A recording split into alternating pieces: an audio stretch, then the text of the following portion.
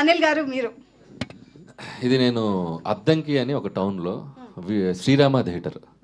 So ఆ poster ఒకటి బాబు కత్తిలా వంచి ఉండేది పోస్టర్. ఆ పోస్టర్ కూడా గుర్తు నాకు. రెడ్ జాకెట్ వేసి చలపతిరావు గారితో ఫైట్ సీక్వెన్స్ పోస్టర్ అది. ఆ పోస్టర్ చాలా నాకు ఇంట్రెస్టింగ్ అనిపించేది.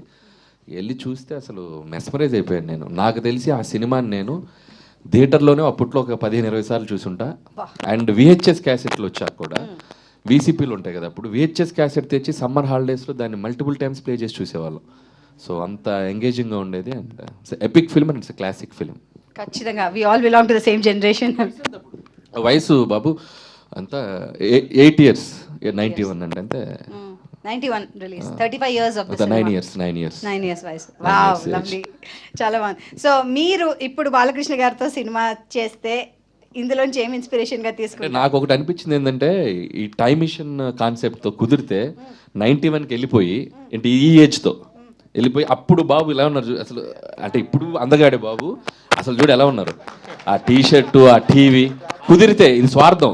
ఆ టైం మిషన్లో అలా వెళ్ళిపోయి ఒక 6 నెలలు ఒక అలా సినిమా తీసి రిలీజ్ చేసి మళ్ళీ టైం మిషన్లో తుర్రుని ఇటు వచ్చేయాలని టైం ట్రావెల్లో వెళ్ళి మళ్ళీ ఇక్కడ అదే పాలబొగ్గలంట.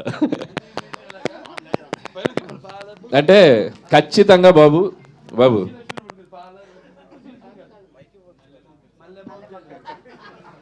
ఖచ్చితంగా బాబుకి లేడీస్ ఫాలోయింగ్ ఎక్కువ. నాకు తెలిసి ఆ టైంలో ఎలా ఉండేదో మరి బాబు చెప్తే తెలియాలి మనకి. తెలిసిపోతాను మాకు.